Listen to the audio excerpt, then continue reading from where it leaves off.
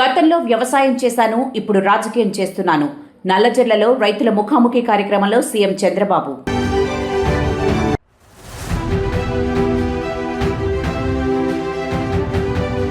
ఇకపై పవన్ కళ్యాణ్ సినిమాలు నేను ఆడనివ్వను, జడ్చర్ల ఎమ్మెల్యే డైరెక్ట్ వార్నింగ్.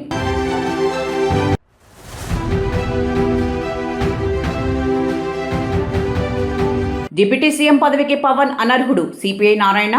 రాజకీయాలు వదిలి సనాతన ధర్మం చూసుకోవాలని హితవు.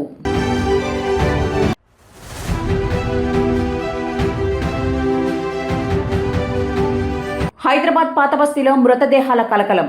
డ్రగ్స్ ఓవర్డోస్ కారణంగానే మరణించారని అనుమానాలు. గతంలో తాను వ్యవసాయం చేసేవాడినని, ప్రస్తుతం రాజకీయాలు చేస్తున్నానని ముఖ్యమంత్రి చంద్రబాబు నాయుడు అన్నారు. నల్లజర్లలో రైతుల ముఖాముఖి కార్యక్రమంలో ముఖ్యమంత్రి మాట్లాడారు. పామాయిల్తో ఏడాదికి 4 పంటలు తీయొచ్చని ముఖ్యమంత్రి అన్నారు. గతంలో తాను కూడా వ్యవసాయం చేసేవాడినని, ప్రస్తుతం రాజకీయాలు చేస్తున్నానని సీఎం చమత్కరించారు. పామాయిల్ పంటను ఎన్టీఆర్ హయాంలో పరిచయం చేయడం జరిగిందని పేర్కొన్నారు. మలేషియా నుంచి పామాయిల్ మొక్కను ఏపీకి తీసుకువచ్చామన్నారు. అక్కడ వర్షపాతం ఎక్కువ కావడం వల్ల ఆ ప్రాంతానికి అనుగుణంగా పామాయిల్ పంటలు ఉంటాయన్నారు.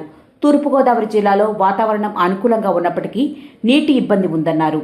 తన లక్ష్యంగా జీరో నెట్ వ్యవసాయమని పేర్కొన్నారు. వ్యవసాయంలో ఏ ఒక్క ఉత్పత్తి వ్యర్థం కావద్దనే లక్ష్యంతో పనిచేస్తున్నామని చెప్పారు. అందుకోసం సమగ్ర ప్రణాళిక అవసరమవుతుందన్నారు. వ్యవసాయంలో ఖర్చులు తగ్గించుకొని ఆదాయం పెంచుకోవాల్సిన అవసరం ఉందన్నారు. దానికోసం పంట విస్తీర్ణంతో పాటు వేసిన పంటల గురించి పూర్తి అవగాహన ఉండాలన్నారు. అందుకు రైతుల్లో చైతన్యం రావాల్సిన అవసరం ఎంతైనా ఉందన్నారు సీఎం. గౌరవనీయులైన శ్రీ నారా చంద్రబాబు నాయుడు గారు ముఖ్యమంత్రి గారికి నమస్కారం సార్. అలాగే నాయకులకు, పెద్దలకు, రైతులందరికీ నమస్కారం అండి. నా పేరు వి బాలుకృష్ణ. నేను నల్లజల్ల రైతు సేవా కేంద్రంలో అగ్రికల్చర్ అసిస్టెంట్ గా పనిచేస్తున్నాను సార్.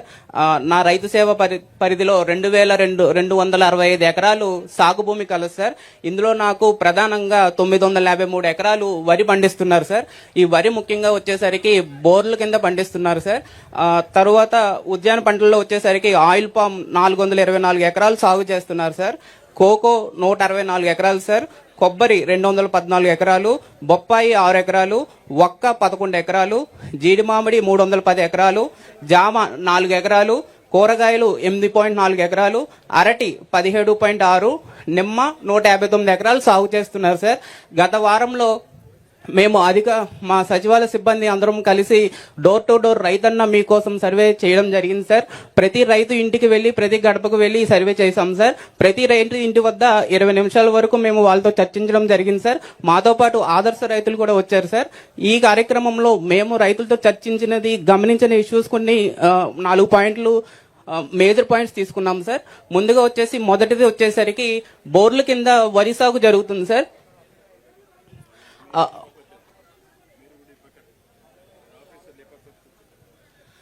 బోర్ల కింద వరి సాగు జరుగుతుంది సార్. అందులో వచ్చేసరికి 500 ఎకరాలు ఐడెంటిఫై చేయడం జరిగింది సార్. ఈ 500 ఎకరాలు వచ్చేసరికి మనకి అప్లాండ్ లో ఉంటుంది సార్. ఇది మనకి ఆయిల్ పంప్ సాగుకి చాలా వీలుగా, సూటబుల్ గా ఉంది సార్.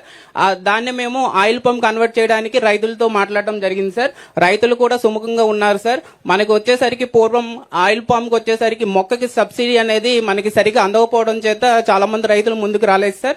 కానీ మన గత సంవత్సరన్నర కాలంలో ప్రతి మొక్కకి మనం 100% సబ్సిడీ అందిస్తున్నాం సార్. రైతులు చాలా సంతోషంగా ముందుకు మారడానికి వచ్చారు సార్. వరితో పోల్చుకుంటే ఆయిల్ పంప్ లో వచ్చేసరికి మనకి 1,26,000 ఆదాయం వస్తుంది సార్.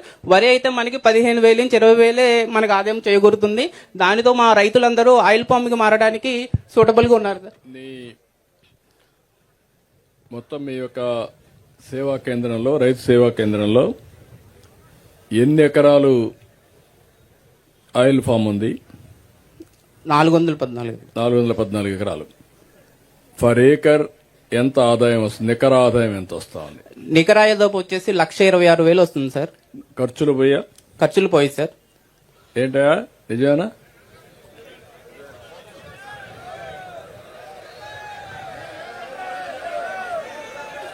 అందుకే నేను ఉపన్యాసాలు వినడానికి రాలా. ఇక్కడ మీ అందరిలో చైతన్యం రావాలి. బ్లైండ్ గా ఫాలో కావడం కాదు, విత్ ప్రూఫ్ ఆఫ్ కాన్సెప్ట్, వాస్తవాల్ని మనం పరిగణలో తీసుకొని, వెరీ ఈజీ నీకు. ఇక్కడే రైతాంగం ఉన్నారు. వీళ్ళంతా కూడా పామాయిల్ తీసుకుపోయి వేరేది ఎక్కడ ఖర్చు ఇది చేయరు, ఫ్యాక్టరీకి ఇస్తారు. ఏ రైతు ఎంత తయారు చేశాడో ఉంది. Yes sir. ఉన్న తర్వాత ఈ ఊర్లో ఎంత దిగుబడి వచ్చింది లాస్ట్ ఇయర్ నీకు ఐడియా ఉందా? ఉంది సార్. ఎంత వచ్చింది? ఎకరానికి వచ్చి 10 టన్నులు వస్తుంది సార్. మొత్తం ఎంత వచ్చింది? మొత్తం వచ్చేసరికి ఎగ్జాక్ట్ గా ఉతామార్లు వద్దు. ఇంకా 4. ఇంక రాబోయే రోజులంతా కూడా R&Dకి వెళ్ళాలి. మీరు వాస్తవాలు తీసుకోవాలి.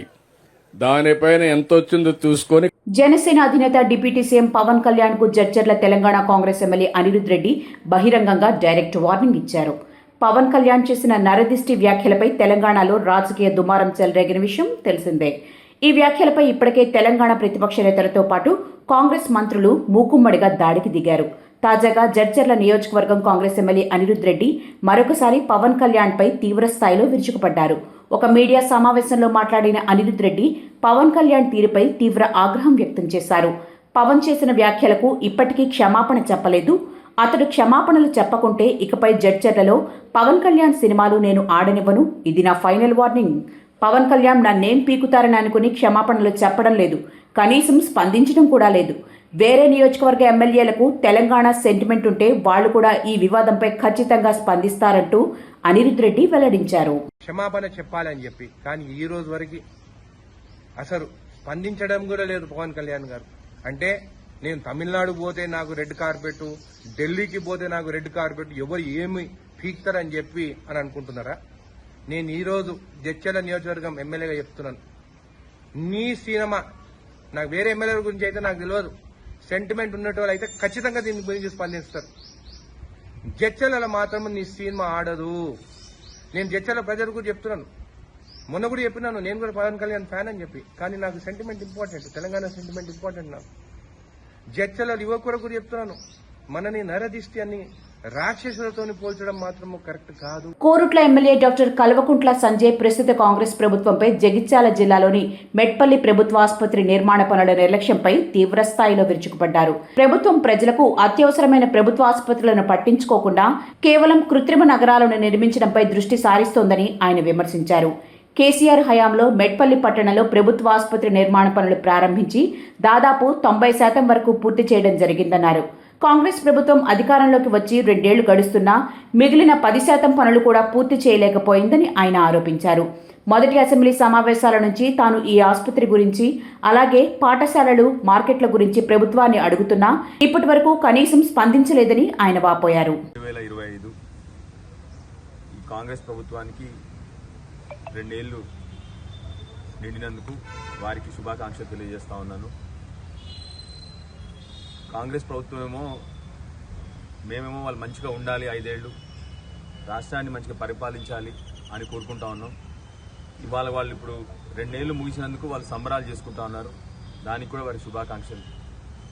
దయచేసి ఈ కాంగ్రెస్ ప్రభుత్వాన్ని ఒకటి రిక్వెస్ట్ చేస్తాం, 2 సంవత్సరాల నుంచి ఇప్పటికి పలుమార్లు అసెంబ్లీలో కానీ బయట కానీ చిన్న రిక్వెస్ట్ అని చెప్పి చేస్తా ఉన్నాను. మా ప్రజలు ఇక్కడ గుండెలు చేతుల్లో పట్టుకొని అవస్థపడతా ఉన్నారు ఆరోగ్యంలో. మీరేమో సంబరాలు చేసుకుంటా ఉన్నారు. పర్వాలేదు, మీరు సంబరాలు చేసుకుంటే చేసుకోండి సంబరాలు. మిమ్మల్ని చేతులు జోడించి మా కొరుట్ల కాన్స్టిట్యున్సీ ప్రజల వైపు నుంచి ఇప్పటికి 100 సార్లు అడిగినాను. మళ్ళీ ఒకసారి మీరు సంబరాలు చేసుకుంటున్నారు కాబట్టి మాకు మా పేషెంట్ల మా ఆరోగ్యం కోసం కనీసం వసతులు కల్పించని రిక్వెస్ట్ చేస్తాను. కేసీఆర్ గారు 2 సంవత్సరాల క్రితం 90% పని పూర్తయింది. ప్లాస్టరింగ్ కూడా జరిగింది, మీ వెనకాలే కనిపిస్తూ ఉంది. హాస్పిటల్ మెట్పల్లి హాస్పిటల్ పెచ్చులు ఊడిపోయి దారుణంగా ఉంది. ప్రజలందరూ భయపడతా ఉన్నారు హాస్పిటల్ రావడానికి. 2 ఏళ్ల క్రితం ఇది కంప్లీట్ అయిన హాస్పిటల్ని కనీస వసతులు అంటే మీరు చేయాల్సిందల్లా కిటికీలు పెట్టడం, తలుపులు పెట్టడం. అది చేస్తే ఈ పని పూర్తవుతుంది. అంత చిన్న పని కూడా మీరు చేయలేని పరిస్థితుల్లో ఉన్నారు. మీరు సంబరాలు చేసుకుంటా ఉన్నారు. ఇది నేను చూపెడుతుంది కేవలం మచ్చుకకే, ఎందుకంటే ఇది ప్రాణాలకు సంబంధించిన విషయం కాబట్టి మీకు హాస్పిటల్ చూపెడతా ఉన్నాను. అదేవిధంగా మా మెట్పల్లిలో మార్కెట్లు కానీ మా బడులు కానీ మేము కోరే చిన్న చిన్న కోరికలు కూడా తీర్చలేకపోతున్నారు. మీరు కట్టుకోండి, ఆర్టిఫిషియల్ ఇంటెలిజెన్స్ సిటీలు, కృత్రిమ మేధస్సు సిటీలు కడతా ఉన్నారు. మరి మా మానవ మేధస్సును మాత్రం చంపుతా ఉన్నారు మీరు. మా ఊర్లో పేషెంట్లకి ఆరోగ్యం కోసం వస్తే హాస్పిటల్ సరిగ్గా లేదు. మీరు 4th సిటీ కడితే కట్టుకోండి, మా ఉన్న సిటీని కాపాడండి అని మిమ్మల్ని కోరుతా ఉన్నాము. ఉన్న సిటీకి రోడ్లు వేయట్లేదు మీరు, మా మార్కెట్లు కంప్లీట్ చేయట్లేదు, మా హాస్పిటల్ కంప్లీట్ చేయట్లేదు, మా స్కూల్ కంప్లీట్ చేయట్లేదు, కానీ సంబరాలు చేసుకుంటా ఉన్నారు. చేసుకోండి, మేము కాదనట్లేదు. మీకు లేక ప్రభుత్వంలోకి వచ్చినారు, సంబరాలు చేసుకోండి. దయచేసి మేము రిక్వెస్ట్ చేస్తా ఉన్నాం. మళ్ళీ ఒకసారి 2 సంవత్సరాలు పూర్తి చేసుకున్నారు. నేను మొదటి అసెంబ్లీ సెషన్లో కూడా కోరింది కేవలం మా హాస్పిటల్, స్కూళ్ళ గురించే. 90% పూర్తయింది. ఇక్కడ మా హాస్పిటల్, పాత హాస్పిటల్ పెచ్చులూడిపోతా ఉంది. 2 సంవత్సరాలలో ఒక్క చిన్న పెయింట్ కూడా వేయలేదు ఈ హాస్పిటల్ బిల్డింగ్ కి.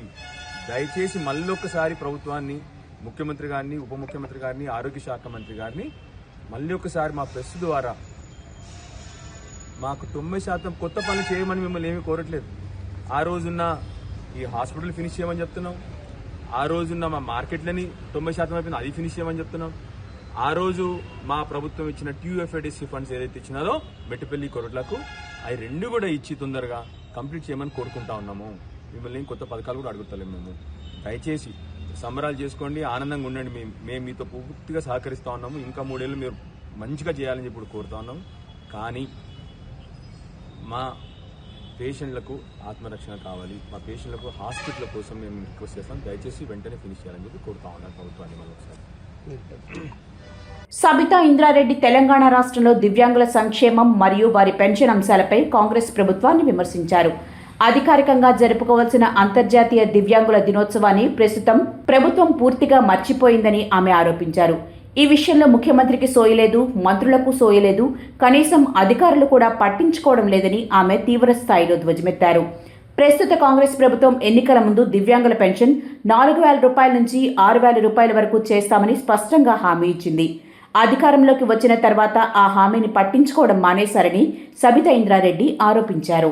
ఈ ప్రభుత్వం దౌర్భాగ్యం ఏంటంటే అంతర్జాతీయ దివ్యాంగుల దినోత్సవం జరుపుకోవాలి, అధికారికంగా జరుపుకోవాల్సిన కార్యక్రమాన్ని కూడా మర్చిపోయారంటే అంతకన్నా దౌర్భాగ్యం లేదు. ఈ రాష్ట్ర ముఖ్యమంత్రికి సోయలేదు, ఈ రాష్ట్రం మంత్రివర్గానికి సోయలేదు. మరి అధికారులు ఏం చేస్తుంటే అర్థమవుతలేదు. అట్లీస్ట్ అధికారులనే చెప్పాలి, వీళ్ళని గౌరవించుకోవాలి, ఈ కార్యక్రమాన్ని చేసుకోవాలని. అది కూడా ధ్యాస లేకుండా నిజంగా బాధ అనిపిస్తూ ఉంది ఇక్కడ చూస్తూ ఉంటే. మిమ్మల్ని అందరినీ పిలిచి పెద్ద ఎత్తున ఈ కార్యక్రమం వచ్చిందంటే చాలు వాసుదేవరెడ్డి గారు పరిగెత్తేవాడు, అక్కడ ఇక్కడ పరిగెత్తి ఈ కార్యక్రమం పెద్ద ఎత్తున చేయాలని. ఒకరోజైతే కేటీఆర్ గారు వారి బర్త్డే రోజు మన హైదరాబాద్లో ఒక పెద్ద మీటింగ్ పెట్టి మా దివ్యాంగ సోదరులకు పెద్ద ఎత్తున వెహికల్స్ అన్ని కూడా ఇచ్చున్నారు. మంచి వెహికల్స్ తీసుకొచ్చి దాంట్లో ఆ రోజు మీ అందరు సంతోషం చూస్తూ ఉంటే, ఆ వెహికల్ తీసుకొని చూస్తూ ఉంటే చాలా సంతోషం అనిపించింది. LB స్టేడియంలో పెద్ద ఎత్తున పెట్టున్నారు. అట్లా అక్కున చేర్చుకున్నారు. ఆ రోజు కేసీఆర్ గారి డైరెక్షన్తో అక్కున చేర్చుకున్న సందర్భం. గతంలో తెలంగాణ రాకముందు మనకి ఎంత 500 వచ్చేది, మీకు 500 వచ్చిందని కేసీఆర్ గారు రాగానే పెంచున్నారు. 1,500 చేస్తున్నారు, 1,500 నుండి మళ్ళీ 3,000 చేస్తున్నారు, 3,000 నుండి వాళ్ళకి ఏం సరిపోతాయని 4,000 కూడా చేస్తున్నారు. కానీ ప్రభుత్వంలో ఉన్న పెద్దలు ఏం చెప్పారు, 4,000 ఏం సరిపోతాయి, మేము వస్తే 6,000 అన్నారు. ఇవన్నీ కూడా 100 రోజులలోనే చేస్తామన్నారు. మేము ఇచ్చిన మాట ప్రకారం అన్ని 100 రోజులలోనే చేస్తామన్నారు. మరి ఆ 100 రోజులు ఇంకా అయినాయో లేదో వాళ్ళకి అర్థమైతలేదు. అధికారంలో ఉన్న కాంగ్రెస్ ప్రభుత్వం తీసుకువచ్చిన వివాదాస్పద HILT పాలసీపై రాష్ట్రంలో రాజకీయ దుమారం కొనసాగుతోంది. ఈ పాలసీని వెంటనే రద్దు చేయాలని డిమాండ్ చేస్తూ ప్రధాన ప్రతిపక్షం బీఆర్ఎస్ నాయకులు నేడు మౌలాలి పారిశ్రామిక వాడలో నిరసనకు దిగారు. బీఆర్ఎస్ నేతల ఆరోపణలు తీవ్రంగా ఉన్నాయి. వేల కోట్ల విలువైన ప్రభుత్వ పారిశ్రామిక భూములను ఈ పాలసీ పేరుతో మార్కెట్ ధర కంటే అతి తక్కువకు రియల్ ఎస్టేట్ వ్యాపారులకు దారాదత్తం చేసే కుట్ర జరుగుతోందని వారు ధ్వజమెత్తారు. ఇది కేవలం పాలసీ కాదు, ఏకంగా 5 లక్షల కోట్ల ప్రజాధనాన్ని కొల్లగొట్టే స్కామ్ అని బీఆర్ఎస్ నేతలు ఆరోపించారు. పారిశ్రామిక ప్రాంతాలను కాపాడుకోవాలని, లక్షల కోట్ల విలువైన ప్రభుత్వ ఆస్తులను అమ్మే ప్రయత్నం ఆపాలని వారు డిమాండ్ చేశారు.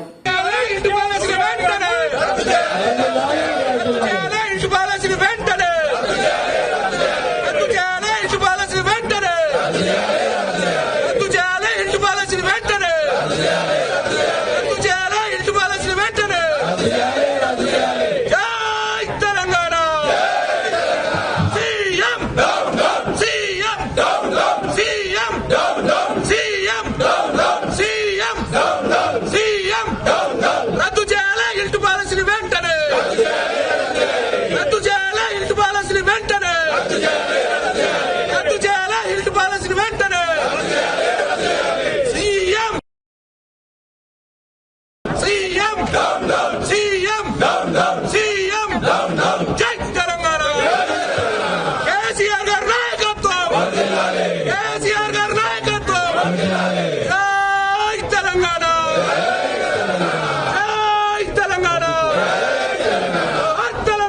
హైదరాబాద్లోని పాత బస్తీలో కలకలం చోటు చేసుకుంది. బుధవారం ఉదయం చాంద్రాయణగుట్టలోని ఫ్లైఓవర్ కింద నిలిపి ఉన్న ఆటోలో 2 యువకులు విగత జీవులుగా కనిపించడంతో స్థానికులు పోలీసులకు సమాచారం అందించారు. వెంటనే పోలీసులు అక్కడికి చేరుకుని స్థానికుల సహాయంతో మృతులను జహంగీర్, ఇర్ఫానులుగా గుర్తించారు. డ్రగ్ ఓవర్డోస్ కారణంగానే యువకులు చనిపోయి ఉంటారని భావిస్తున్నారు. ఘటనా స్థలంలో 3 సిరంజులను క్లూస్ టీం గుర్తించింది. దీంతో 3 యువకులు డ్రగ్స్ తీసుకున్నట్లు తెలుస్తోంది. చనిపోయిన యువకులతో కలిసి డ్రగ్స్ తీసుకున్న 3వ వ్యక్తి ఎవరనేది గుర్తించేందుకు పోలీసులు ప్రయత్నిస్తున్నారు. చుట్టుపక్కల ప్రాంతాలలోని సీసీ కెమెరాల ఫుటేజ్ని పరిశీలిస్తున్నామని, యువకుల మృతదేహాలను పోస్టుమార్టం కోసం ఉస్మానియా ఆసుపత్రికి తరలించామని పోలీసులు తెలిపారు.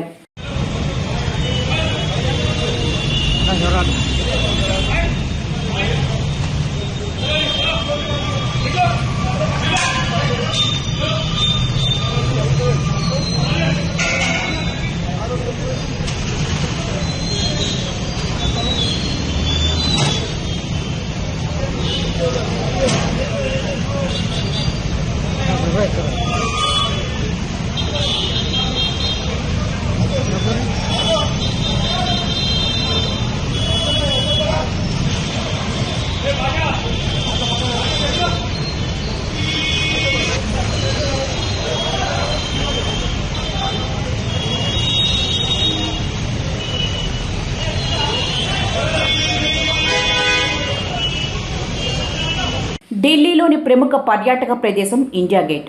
కర్తవ్య పథ్లో ఉన్న ఈ చారిత్రక కట్టడం చుట్టూ బుధవారం ఉదయం పొగమంచు కమ్మేసింది.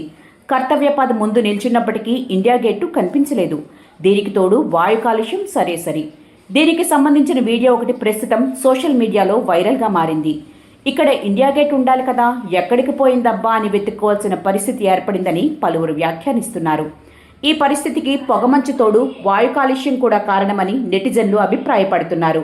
ఢిల్లీలో వాయు కాలుష్యం ఏ స్థాయిలో ఉందో ఈ వీడియో తెలియచేస్తోందని అంటున్నారు. దేశ రాజధాని మొత్తం చూస్తే ఎయిర్ క్వాలిటీ ఇండెక్స్ 377గా నమోదైంది. కొన్ని ప్రాంతాలలో ఇది 400 పాయింట్లకు కూడా చేరిందని అధికారులు వెల్లడించారు. వాయు కాలుష్యం తీవ్రం కావడంతో ఢిల్లీ వాసులు అనారోగ్యాల పాలవుతున్నారు. జ్వరం, శ్వాసకోశ సమస్యలు, తలనొప్పి, దగ్గు తదితర సమస్యలతో ఆసుపత్రిలో చేరుతున్న వారి సంఖ్య పెరుగుతోంది.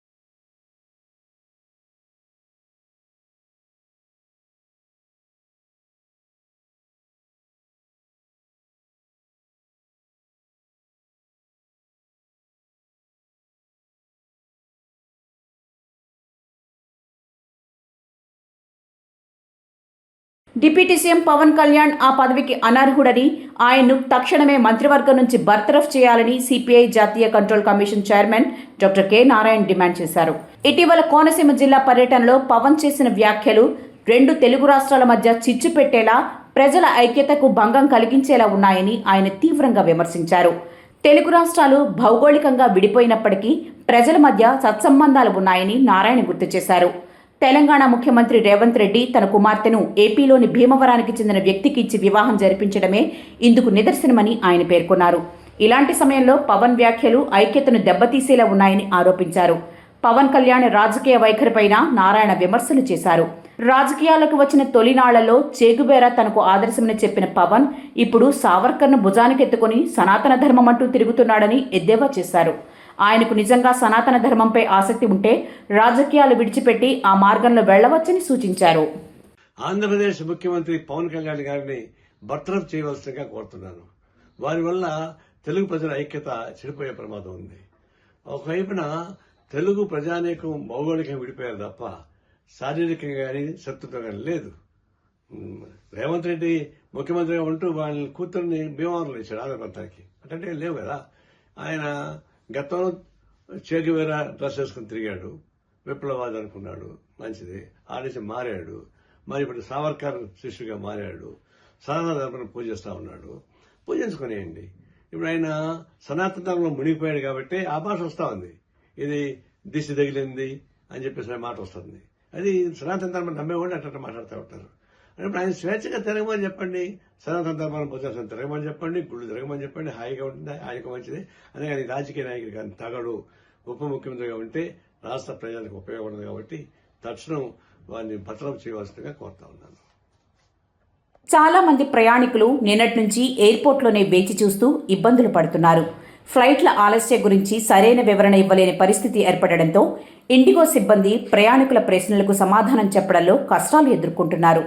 తెల్లవారుజామున 2 గంటలకు బెంగళూరు వెళ్లవలసిన ఒక ఇండిగో ఫ్లైట్ను రన్వేపై 2 గంటల పాటు నిలిపివేయడంతో ప్రయాణికులు, అయ్యప్ప స్వాములు తీవ్ర ఆగ్రహానికి గురయ్యారు. చివరికి వారిని తిరిగి విమానం నుంచి కిందకు దింపి టెర్మినల్లో ఉంచగా ప్రయాణికుల అసహనం మరింత పెరిగింది. తమకు రిటర్న్ ఫ్లైట్ కూడా బుక్ అయిందని, అలాగే ముఖ్యమైన శబరిమల దర్శనం తేదీ కూడా ముందే ఫిక్స్ అయి ఉందని, ఇప్పుడు విమానాలు రద్దు అవ్వడంతో తమ దర్శన సమయానికి ఆలస్యం అవుతోందని లేదా పూర్తిగా కోల్పోయే పరిస్థితి వస్తుందని అయ్యప్ప స్వాములు తీవ్ర ఆవేదన వ్యక్తం చేస్తున్నారు. ఈ గందరగోళంలో అత్యంత ఇబ్బందులకు గురవుతున్న వారు కనెక్టింగ్ విమానాలు మిస్ అయ్యి విదేశీ ప్రయాణికులు, వీసా ఇంటర్వ్యూల కోసం వివిధ రాష్ట్రాలకు వెళ్లవలసిన వారు ఉన్నారు. ఫ్లైట్ ఆలస్యాలపై స్పష్టమైన సమాచారం అందకపోవడంతో కొందరు ప్రయాణికులు ఇండిగో ఉద్యోగులతో వాగ్వివాదానికి దిగారు. ఇండిగో ఫ్లైట్ల సాంకేతిక సమస్యలు ఎప్పుడు పరిష్కరింపబడతాయన్న దానిపై ఇంకా స్పష్టత లేని పరిస్థితి నెలకొంది. ఇంతలో విమానాశ్రయం అధికారులు పరిస్థితిని నియంత్రించేందుకు ప్రయత్నిస్తున్నా ప్రయాణికుల అసహనం మాత్రం తగ్గడం లేదు.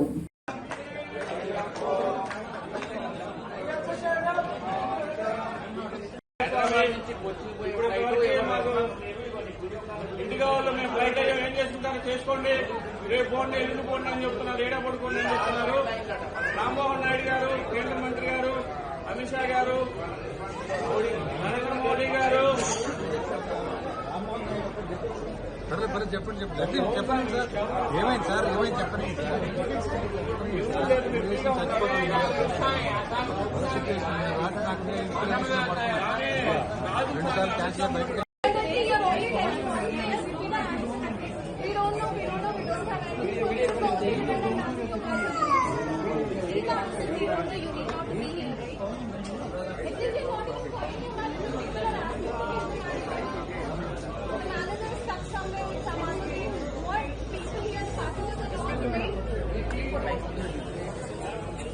డిసెంబర్ 3వ తారీఖు స్వామి, మా ఫ్లైట్ ఇండిగో ఫ్లైట్ హైదరాబాద్ నుంచి కొచ్చిన్కి 9:40 స్వామి. కానీ ఇప్పుడు సుమారుగా 10 అవుతుంది, ఇంతవరకు ఎటువంటి రిప్లై లేదు. ఇండిగో స్టాఫ్ అడుగుతుంటే మాకు శాలరీస్ ఇవ్వట్లేదండి, మమ్మల్ని ఏం చేయమంటారు, మాకు శాలరీస్ ఇవ్వట్లేదు ఇండిగో అని స్టాఫ్ అని చెప్తున్నారు. కొద్దిగా వాళ్ళ శాలరీస్ అన్నాయండి, మా ఫ్లైట్ అన్నాయండి స్వామి. టికెట్ బుక్ అయిపోయినాయి, శబరిమలలో కూడా దర్శనం టికెట్ బుక్ అయిపోయినాయి. మాకు రిటర్న్ ఫ్లైట్ కూడా ఉంది స్వామి. రామ్మోహన్ నాయుడు గారు, కేంద్ర మంత్రి వాళ్ళు, అమిత్ షా గారు, మోడీ గారు, పెద్దలు, గౌరవనీయులు, పూజ్యులు వాళ్ళందరూ ఇన్వాల్వ్ అయ్యి మాకు శబరిమల ఏర్పాటు చేయండి స్వామి.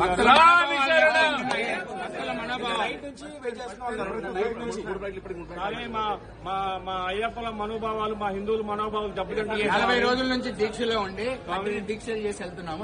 5 నిమిషాలు మా కుటుంబంతో స్పెండ్ చేయకుండా ఫ్లైట్ అయిపోతాం పరిగెత్తుకుంటాం. పల్నాడు జిల్లాలో స్క్రబ్ టైఫస్ కలకలం సృష్టిస్తోంది. స్క్రబ్ టైఫస్ లక్షణాలతో 2 మృతి చెందారు. ముప్పాళ్ల మండలం రుద్రవరానికి చెందిన ఇంటర్ విద్యార్థిని జ్యోతి జ్వరం, ఒంటి నొప్పులతో ఆసుపత్రిలో చికిత్స పొందుతూ 20 రోజుల క్రితం మృతి చెందింది.